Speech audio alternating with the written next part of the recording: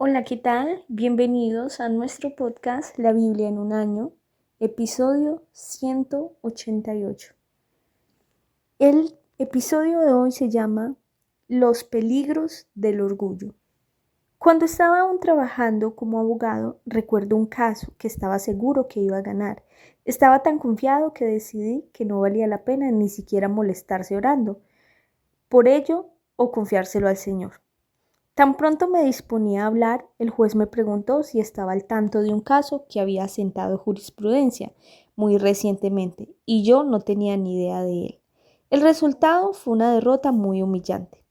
Como el pasaje de Proverbios de hoy advierte, tras el orgullo viene el fracaso. Avergonzado pedí ayuda a Dios. Leí aquel caso que el juez citó y escribí un dictamen diciendo que pensaba que la sentencia estaba equivocada y que habría de ser anulada en apelación. Afortunadamente así fue. Pudimos repetir el juicio de primera instancia y ganar el caso. El abogado que me refirió el caso, en lugar de juzgarme por mi error, quedó tan impresionado por el dictamen que había escrito que me envió muchos más casos. Aquello se convirtió en una doble lección.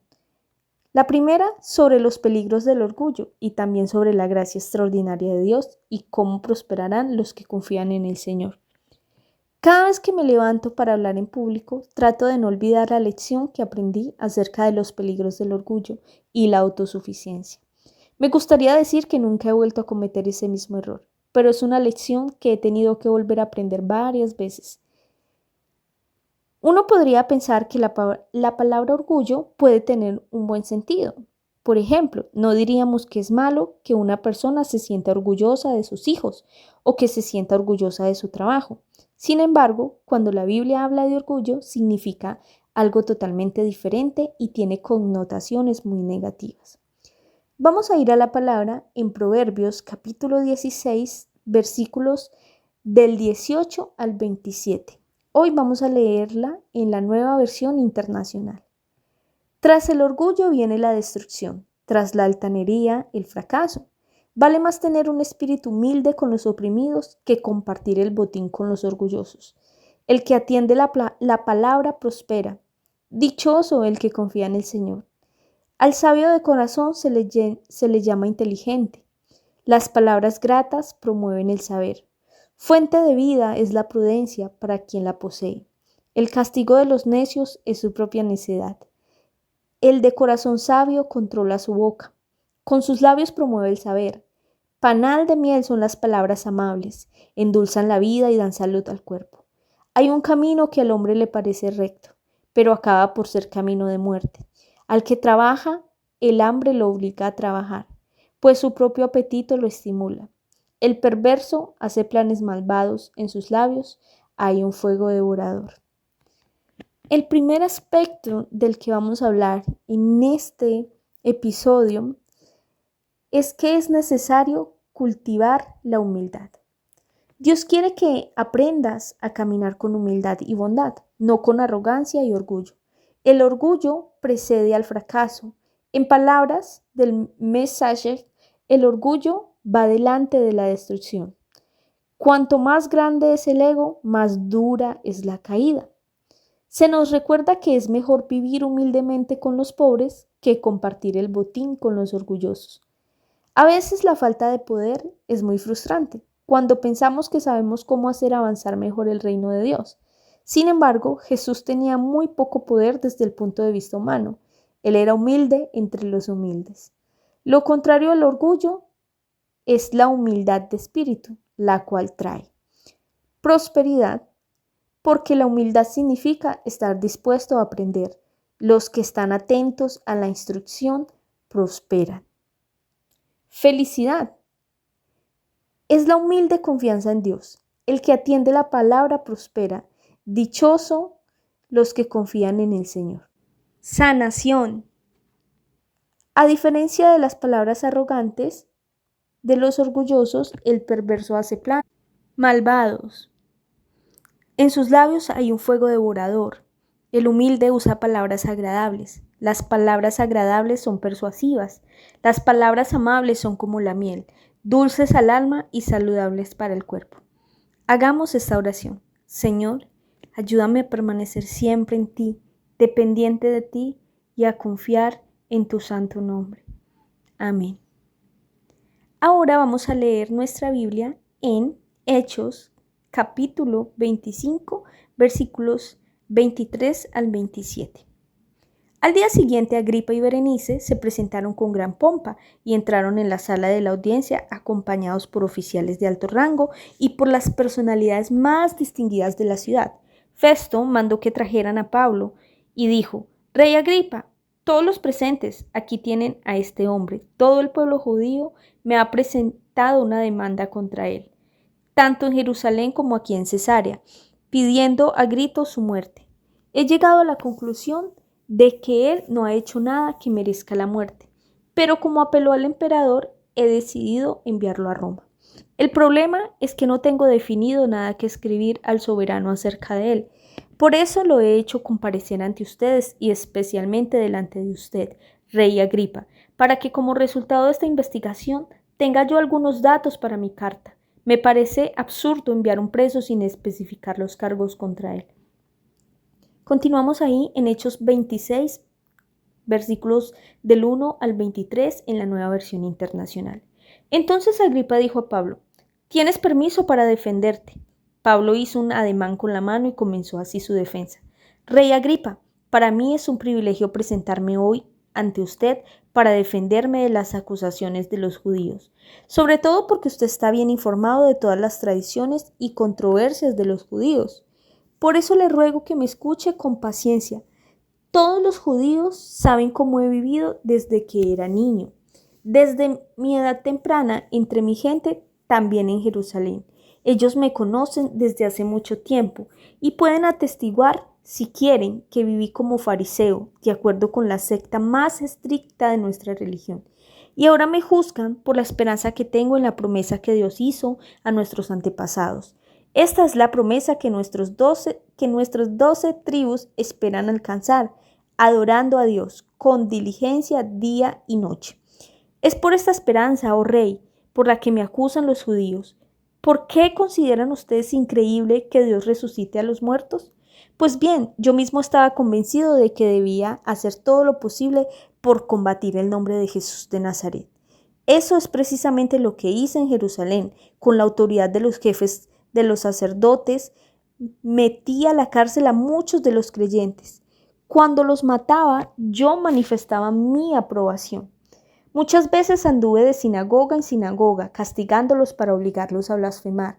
Mi obsesión contra ellos me llevaba al extremo de perseguirlos, incluso en ciudades del extranjero. En uno de esos viajes iba yo hacia Damasco con la autoridad y la comisión de los jefes de los sacerdotes. A eso del mediodía, oh rey, mientras iba por el camino, vi una luz del cielo más brillante que el sol, que con su resplandor nos envolvió a mí y a mis acompañantes. Todos caímos al suelo, y yo oí una voz que me decía en hebreo: «Saulo, Saulo, ¿por qué me persigues? Solo te haces daño a ti mismo». Entonces pregunté: «¿Quién eres, Señor?». «Yo soy Jesús, a quien tú persigues», me contestó el Señor. «Ahora ponte en pie. Me he aparecido a ti con el fin de designarte siervo y testigo de lo que has visto de mí y de lo que te voy a revelar. Te libraré de tu propio pueblo y de los no judíos. Te envío a ellos para que les abras los ojos y se conviertan de las tinieblas a la luz y del poder de Satanás a Dios, a fin de que por la fe en mí reciban el perdón de los pecados y la herencia entre los santificados. Así que, rey Agripa, no fui desobediente a esta visión celestial. Al contrario, comenzando con los que estaban en Damasco, siguiendo Judea y luego con los no judíos, a todos les prediqué que se arrepintieran y se convirtieran a Dios y que demostraran su arrepentimiento con sus buenas obras. Solo por eso los judíos me detuvieron en el templo y trataron de matarme. Pero Dios me ha ayudado hasta hoy y asimismo me mantengo firme, testificando a grandes y pequeños. No he dicho sino lo que los profetas y Moisés ya dijeron que sucedería, que el Cristo padecería y que siendo el primero en resucitar, proclamaría la luz a su propio pueblo y a los no judíos. Sirve y testifica. Este es el segundo punto del devocional del día de hoy. ¿Qué debes hacer si tienes la oportunidad de dar testimonio acerca de Jesús? ¿Cómo deberías contar tu historia? Vemos en este pasaje un gran ejemplo de qué hacer. En su juicio, Pablo le cuenta al tribunal que Jesús le dio una comisión para servir. Me he aparecido a ti con el fin de designarte siervo y testigo. Así como Jesús tampoco vino para ser servido, sino para servir. Todos somos llamados a ser siervos y testigos. Un testigo apunta humildemente más allá de sí mismo. Pablo humildemente señala a Jesús. Aquí vemos cómo cumple este llamado. Pablo, en prisión y sometido a juicio, se encuentra cara a cara con el orgullo y la gran pompa.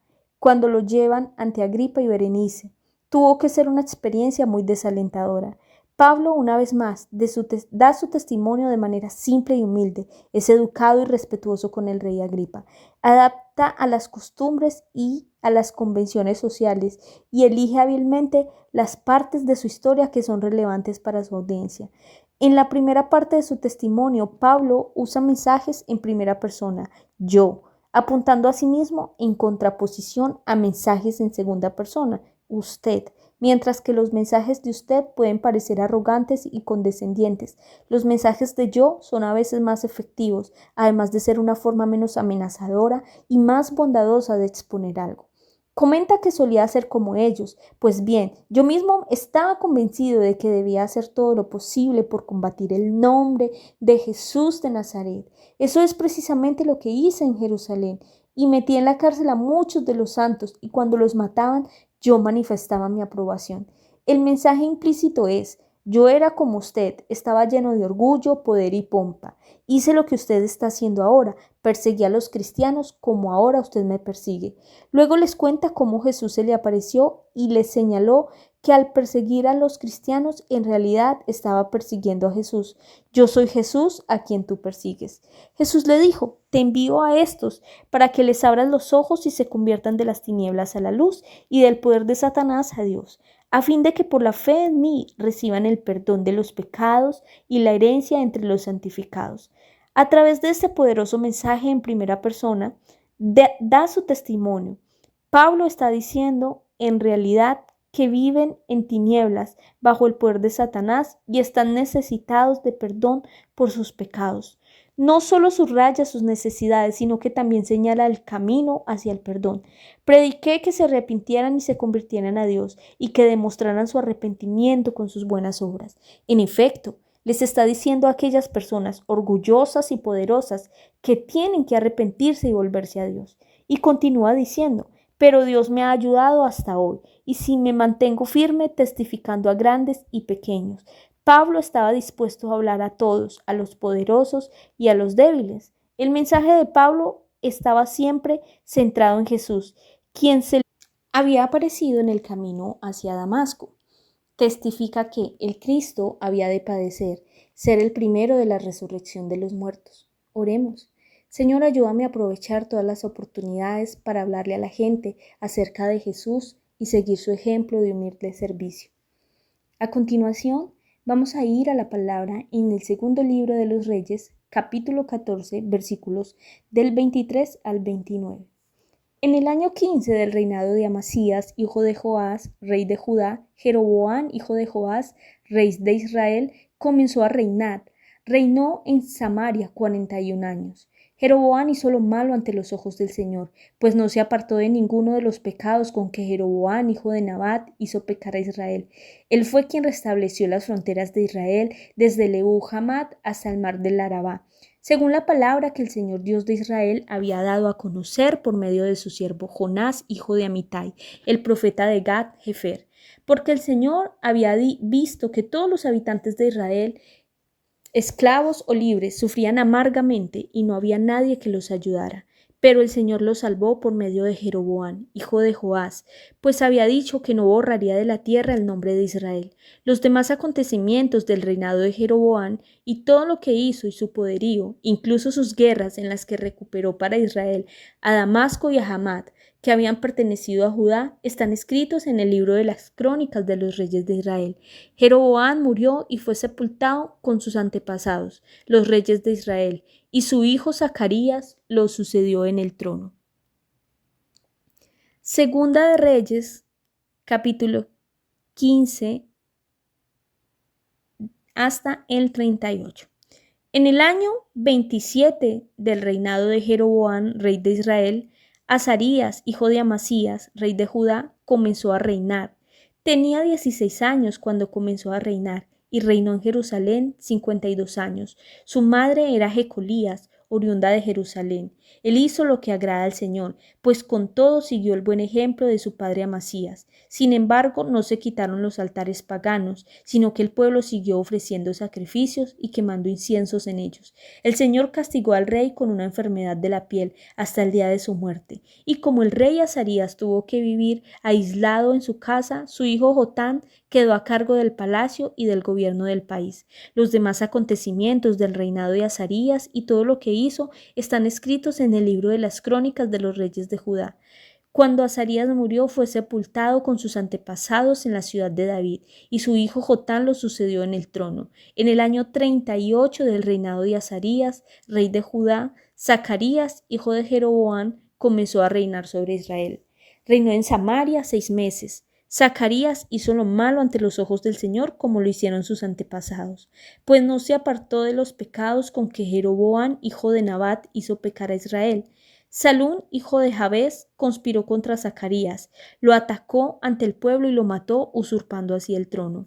Los demás acontecimientos del reinado de Zacarías están escritos en el libro de las crónicas de los reyes de Israel. De este modo se cumplió la palabra que el Señor le había dado a conocer a Jehú. Durante 4 generaciones tus descendientes ocuparán el trono de Israel. Salún, hijo de Jabes, comenzó a reinar en el año 39 de Usías, rey de Judá, y reinó en Samaria 1 mes. Pero Menahem, hijo de Gadí, llegó de Tirsá a Samaria, y allí atacó a Salum, hijo de Jabes, y lo mató, usurpando así el trono.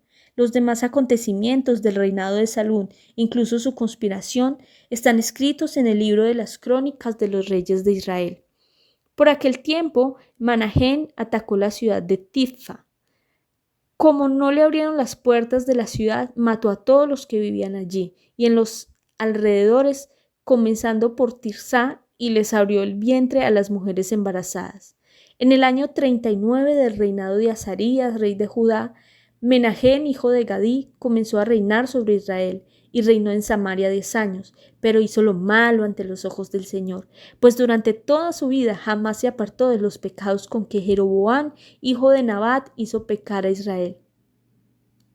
Tiglat-Pileser, rey de Asiria, invadió el país, y Menahem le entregó 1000 talentos de plata para ganar su apoyo y mantenerse en el trono. Menahem exigió este dinero a los israelitas. Todos los ricos tenían que pagarle al rey de Asiria 50 siclos de plata. Entonces el rey de Asiria se retiró y dejó de ocupar el país. Los demás acontecimientos del reinado de Menahem y todo lo que hizo están escritos en el libro de las crónicas de los reyes de Israel. En el año 50 de Azarías, rey de Judá, Pekajías, hijo de Menahem, comenzó a reinar sobre Israel. Reinó en Samaria 2 años, pero hizo lo malo ante los ojos de Israel, pues no se apartó de los pecados con que Jeroboam, hijo de Nabat, hizo pecar a Israel. Uno de sus oficiales, que se llamaba Pekaf, hijo de Remalías, conspiró contra él, apoyado por 50 galaditas. Atacó a Pekajías, a Argob y a Arié en la torre del palacio real en Samaria. Así fue como lo mató y usurpó el trono. Los demás acontecimientos del reinado de Pekajías y todo lo que hizo están escritos en el libro de las crónicas de los reyes de Israel. En el año 52 del reinado de Azarías, rey de Judá, Pekaf, hijo de Remalías, comenzó a reinar sobre Israel. Reinó en Samaria 20 años, pero hizo lo malo ante los ojos del Señor, pues no se apartó de los pecados con que Jeroboam, hijo de Nabat, hizo pecar a Israel.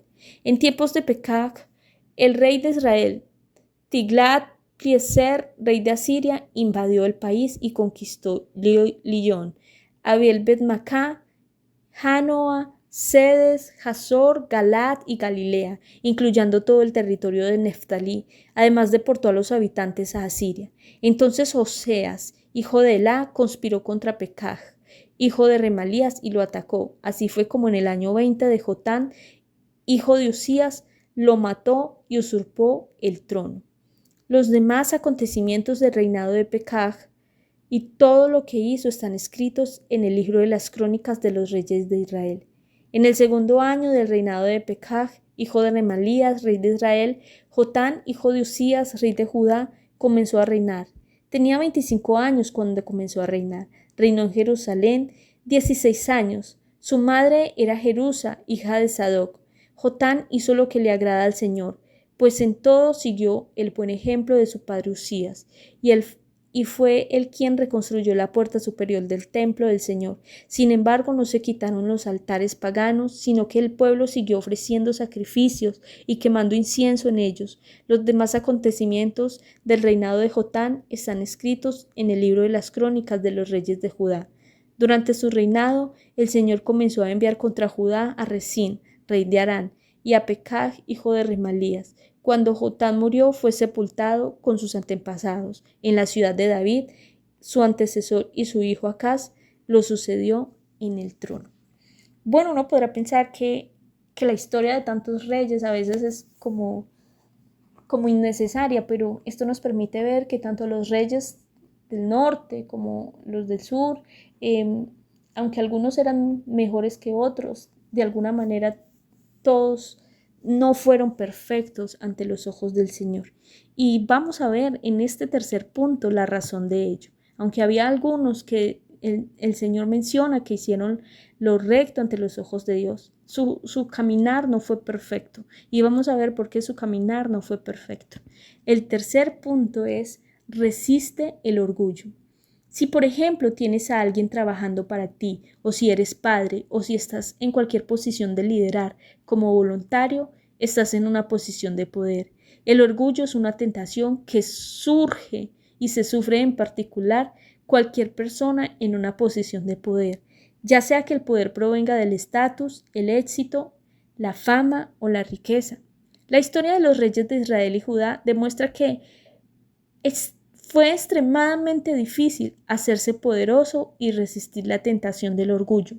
Durante este periodo, los reyes de Judá están mejor que los reyes de Israel. En Israel, rey tras rey hicieron lo malo, lo que ofende al Señor, mientras que en Judá, Azarías y su hijo Jotán hicieron lo que agrada al Señor. Azarías es también conocido como Usías. Conocemos algo más sobre él por otras partes del Antiguo Testamento, por ejemplo en Amós 1:1, Isaías 6:1 y el segundo libro de Crónicas 26, versículos del 16 al 23. Aquí leemos que aunque hizo lo que agrada al Señor, pero no quitaron los altares paganos, el Señor castigó al rey con lepra hasta el día de su muerte. ¿Por qué su vida terminó en un caos tan grande? El libro de Crónicas da las respuestas. Con la poderosa ayuda de Dios, Usías llegó a ser muy poderoso y su fama se extendió hasta muy lejos. Sin embargo, cuando aumentó su poder, Usías se volvió arrogante, lo cual le llevó a la desgracia. Se rebeló contra el Señor. Ustedes pueden leer esta historia en el segundo libro de Crónicas, en capítulo 26, versículos 15 y 16. Esto nos advierte que si Dios nos ha bendecido con éxito, siempre hay una tentación de sentirnos orgullosos. Ahora vamos a orar. Señor, gracias por todas las advertencias de la Biblia, así como por todas las palabras de aliento que contiene. Ayúdame siempre a prestar atención a estas advertencias. Señor, soy totalmente dependiente de ti. Ayúdame a mantener mis ojos siempre fijos en Jesús, que es todopoderoso y que siendo todopoderoso se rebajó voluntariamente tomando la naturaleza de siervo. Amén. Vamos llegando al final de este podcast y podemos decir que el orgullo es un enemigo al acecho. Espera el momento en que nuestro corazón se envanezca, nos olvidemos de Dios y empecemos a pensar que cada éxito y logro en nuestra vida nos pertenece, cuando en realidad es fruto de la gracia, la misericordia y el favor de Dios expresado en nosotros.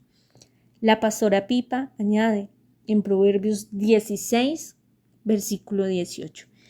Una vez me las arreglé para parquear en un pequeño espacio tras hacer una maniobra. Estaba bastante complacida conmigo misma, tanto que le dije a mi madre, quien estaba conmigo en el automóvil, que yo era la que mejor parqueaba de nuestra familia e hice ciertos comentarios resentidos acerca de que las mujeres no son buenas parqueando. Más tarde, alguien me preguntó si podía ir a recoger algo. Me subí al auto, esta vez con un amigo, y regresamos a aquel lugar. El mismo espacio estaba libre, pero podría entrar allí. Me tomó 5 maniobras y al final mi amigo se ofreció a ayudarme. No fui capaz. Esto me sirvió mucho. Tras el orgullo viene el fracaso. Bueno, recuerden que este devocional fue escrito por el pastor Nicky Gamble de la iglesia HTV en Londres y la voz que los acompañó en este podcast, Stephanie Osorio García. Hasta un próximo encuentro.